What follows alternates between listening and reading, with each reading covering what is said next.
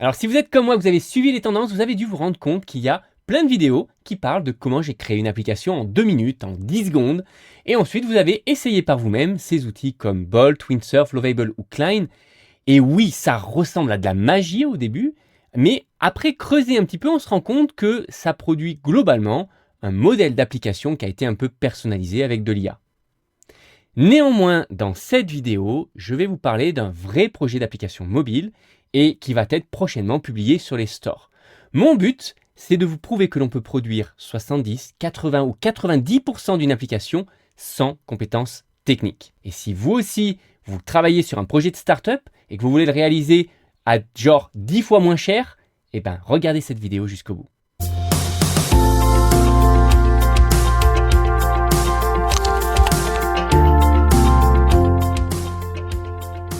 Bienvenue, vous êtes fondateur, vous n'avez pas de compétences techniques, pas de panique, avec le Startup Snack, on vous donne toutes les clés pour piloter votre startup sereinement. C'est disponible sur YouTube et sur podcast.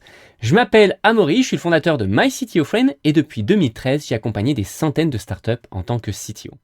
Et récemment, j'ai énormément joué avec les outils comme Bolt, Windsurf ou même Klein. Alors mon outil favori pour l'instant, c'est Windsurf, mais honnêtement, je pense pas que l'outil soit réellement ce qui va faire la différence. Ce qui va faire la différence, c'est le processus que vous allez suivre pour non seulement designer votre application, mais la créer jusqu'au bout et être capable de donner des bons éléments à l'IA pour créer votre application mobile ou votre plateforme web.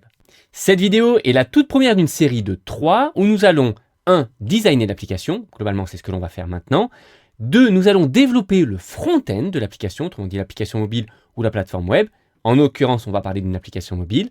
Et 3. On parlera du développement du back-end sur lequel il nous faudra un petit peu de compétences techniques. Et oui, je pense que l'on peut clairement développer les 2 premières étapes sans aucune compétence technique, simplement en étant méticuleux et juste en suivant le bon tutoriel. Et c'est uniquement pour la 3e étape qu'il faudra certainement avoir un petit peu d'aide de quelqu'un technique pour peut-être réaliser que un certain pourcentage, ça va dépendre de votre application, 20, 30, 40, 50, 60% du back-end pourra être développé par quelqu'un de non technique. Mais il faudra forcément avoir quelqu'un de technique pour finaliser le projet. Ce qui est quand même déjà extraordinaire parce que sur la globalité du projet, on va pouvoir réduire les coûts de 70 à 90%.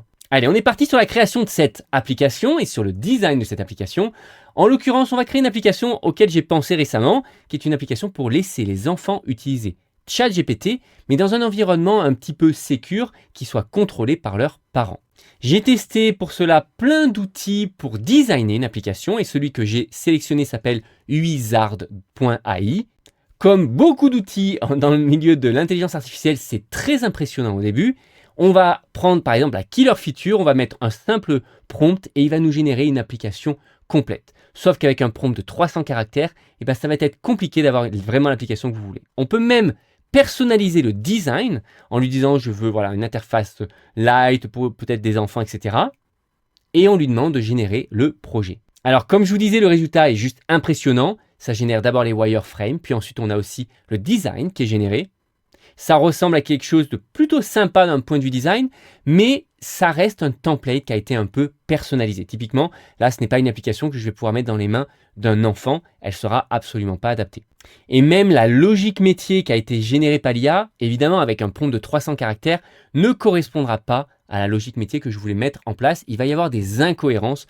Et donc, on va quasiment devoir designer ou du moins prompter chaque écran l'un après l'autre. Mais ça ne veut pas dire qu'on ne peut pas utiliser l'IA pour générer les instructions pour générer ces écrans. Typiquement, j'ai utilisé comme d'habitude ChatGPT, je suis parti faire une petite promenade et chatter avec elle et discuter comment découper finalement mon projet en cahier des charges, ce qu'elle a été capable de faire et elle m'a typiquement créé des spécifications en parlant de à qui on s'adressait, qu'est-ce que je voulais comme écran, etc. Et ensuite, je lui ai demandé de me découper évidemment la liste de tous les écrans que je voulais designer et les composants qui allaient être à l'intérieur. Voilà, on le voit ici, les écrans pour les enfants, etc., etc. Et je suis même allé jusqu'à lui demander de générer pour moi un logo. C'est un logo qui est correct, on va dire, pour du généré par l'IA. J'ai simplement utilisé ce logo-là, je l'ai récupéré et j'ai généré l'application à partir de celui-là. Alors je me suis dit, c'est quand même dommage parce que peut-être que Wizard pourrait générer une application un peu mieux adaptée si je lui fournis le logo. J'ai quand même essayé, je lui ai donné le logo.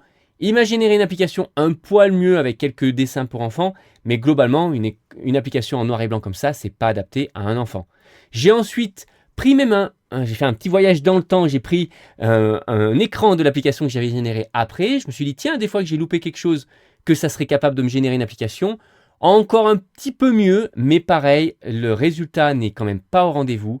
On a une application dont l'interface n'est pas vraiment adaptée à un enfant. Donc j'ai laissé tomber cette piste-là. Et la meilleure solution, c'est finalement avéré être utiliser un template qui sont disponibles sur Wizard. Je suis allé fouiller parmi tous les templates qui pouvaient me plaire pour faire une application pour les enfants. J'ai finalement sélectionné celui-ci, qui est un truc de crowdfunding, mais peu importe. Une fois que j'avais mon template, j'ai simplement pu aller sur plus, screen, générer avec l'IA. Je lui ai donné la description de mon premier écran. En l'occurrence, ajoute-moi un champ de login, mot de passe oublié, le bouton de login et le bouton pour créer un compte. Et n'oublie pas de me garder un peu d'espace au-dessus pour me permettre d'avoir mon logo, parce que ça sera un des premiers logos de l'application. Les premiers écrans de l'application, je veux dire. Et il a généré mon application et on a continué à chatter et on a personnalisé l'écran comme ça jusqu'à ce que j'ajoute directement mon logo. Et en reprenant les descriptions de ChatGPT, j'ai créé indirectement l'ensemble des écrans de mon application. L'outil Wizard me les a designés et bon, est-ce que c'est 100% créé par de l'IA? Presque. On a quand même au début le prompt qui a été fourni, je l'ai vérifié et j'ai quand même dû ajouter mon logo moi-même et copier parfois quelques petits composants. Mais honnêtement, rien de complexe, rien d'impossible pour quelqu'un qui n'est pas technique. Le plus important, c'est d'avoir une bonne description de chaque écran et de les faire revoir avec ChatGPT pour s'assurer que ça correspond bien à la logique métier que vous voulez mettre en place. Et si vous êtes un vrai fondateur de startup, honnêtement, vous ne devriez pas avoir peur de décrire les écrans de votre application. Même si vous deviez travailler avec un vrai avec un vrai designer, UX designer, vous devriez avoir ce cahier des charges et décrire écran par écran. Donc en effet, ça m'a pris une bonne demi-heure, peut-être même pas loin de 45 minutes, mais j'ai pu designer l'ensemble de mon application et j'ai même pu ensuite avancer sur créer un concept qui est cliquable, où on peut relier, comme je le fais ici, chaque bouton d'écran vers écran, et ça fait qu'après on a un espèce de prototype cliquable que l'on peut montrer à un investisseur, à un banquier, ou à un incubateur si jamais vous voulez montrer, voire même à des clients en leur demandant si un outil comme celui-ci pourrait être utilisable et s'ils aimeraient l'utiliser. Une fois que j'ai eu terminé ça, j'ai eu juste à cliquer sur le bouton Preview en haut à droite et boum, j'ai mon application, l'écran d'accueil, le login, je mets les informations pour l'enfant, j'arrive ensuite sur le setup de l'enfant, donc pour savoir par quoi il est intéressé, le dashboard, je peux me loguer en tant qu'un enfant et chatter avec ChatGPT. Si je veux faire un retour arrière, j'ai mon mot de passe. Et ensuite, j'ai même l'historique directement des chats qui ont été gérés par les enfants. J'ai aussi l'écran Settings en haut à droite. Voilà. Et là, je peux définir la langue, l'historique, etc. Tous ces écrans-là, je les ai imaginés et je les ai demandés à Wizard. Et voilà. Et la prochaine étape, ça sera d'avancer avec les vrais développements en fournissant à l'outil IA les écrans que l'on vient de créer. Et encore une fois, pour développer le front-end d'une application, je crois sincèrement qu'on n'a pas besoin de compétences techniques. On a juste besoin d'avoir typiquement les bons prompts à fournir, d'avoir le modèle design et avoir un bon modèle d'application. Et c'est justement ce que je vous ai partagé dans une de mes précédentes vidéos, un modèle d'application que j'ai créé qui permet, avec quelques prompts, de personnaliser une application mobile, une plateforme web et toute la partie back-end également. Une fois de plus, le but n'est pas de vous faire rêver que vous allez pouvoir créer une startup juste en tapant une ligne de prompt. Pour moi, ça c'est BS. Le but, c'est vraiment de vous montrer qu'on est capable de tirer parti de l'IA, d'économiser énormément sur les process de développement et de conception pour arriver à une application finalisée pour quasiment 10 fois moins cher que par une agence classique. Et si ce process vous intéresse, soyez sûr de vous inscrire à notre chaîne YouTube pour ne pas louper les prochaines vidéos. En attendant, je vous souhaite de designer une magnifique application en suivant ce process.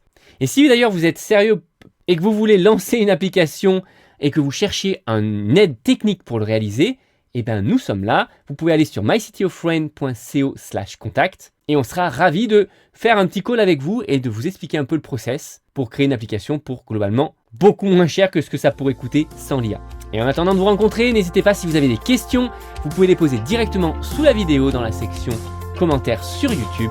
Hâte de les lire et d'y répondre. Et maintenant, je vous dis à très bientôt.